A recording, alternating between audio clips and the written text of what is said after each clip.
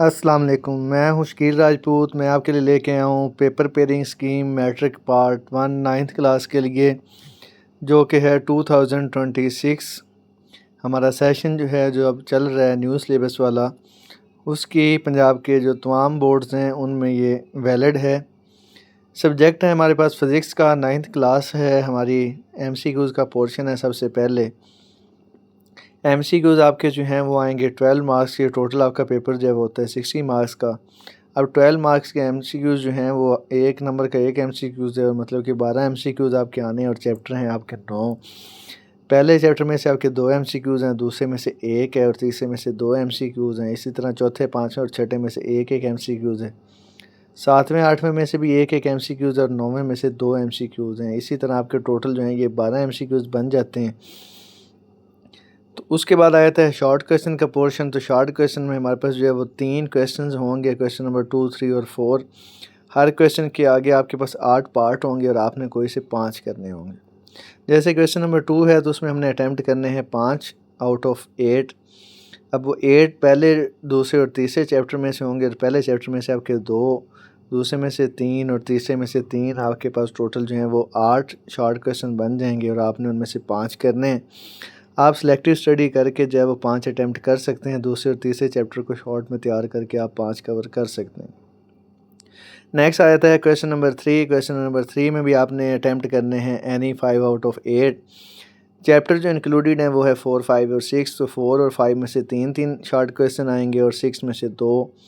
आप chapter number 4 और 5 को जो है वो अच्छे से शॉर्ट में तैयार करके आप इस पोर्शन को क्लियर कर सकते हैं। नेक्स्ट हमारे पास आया है क्वेश्चन नंबर 4। क्वेश्चन नंबर 4 में हमारे पास है कि अटैम्प्ट एनी 5 आउट ऑफ 8। आपने क्या करना है, चैप्टर 7, 8 और 9 में से देखना है कि कहाँ से MCQ शॉर्ट क्वेश्चन कितने आ रहे हैं।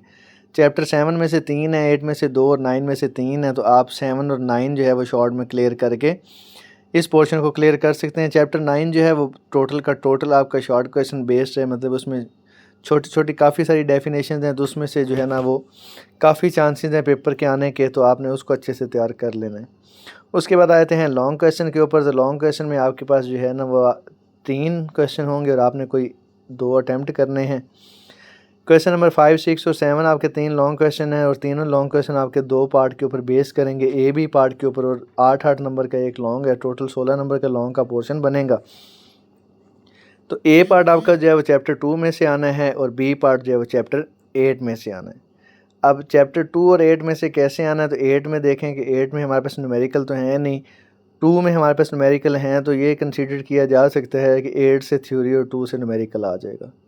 इसी तरह चैप्टर 3 और 5 में से क्वेश्चन नंबर 6 आएगा। तो चैप्टर 3 में भी न्यूमेरिकल हैं, 5 में भी न्यूमेरिकल हैं। तो इधर जो है वो ज़रूरी नहीं है कि वो कहाँ से न्यूमेरिकल और कहाँ से थ्योरी देगा। मेंशन तो पीछे वाले में भी नहीं है, लेकिन यहाँ पे हम अंदाज़ा लगा सकते हैं। और क्वेश्चन नंबर 6 जो है इसमें 5 और 3 जो है इन दोनों को अगर आप लॉन्ग के हवाले से तैयार करें तो आपका ये पोर्शन क्लियर हो जाता है। उसके बाद क्वेश्चन नंबर 7 है, तो उसमें A पार्ट आपका चैप्टर 4 से और B पार्ट चैप्टर 6 से आना है। 4 और 6 को आप कवर करके आप क्वेश्चन नंबर 7 जो है वो क्लियर कर सकते हैं। तो ये आपका लॉन्ग का पोर्शन कंप्लीट हो गया है। उम्मीद करता हूँ कि आपको पेपर पेयरिंग स्कीम जो है वो समझ आ गई होगी। इस दफ़ा SLO बेस पेपर होने हैं और पेपर SLO बेस होने की वजह से स्कीम थोड़ी सी डिफरेंट हो सकती है, लेकिन 90% जो स्कीम है वो यही रहेगी।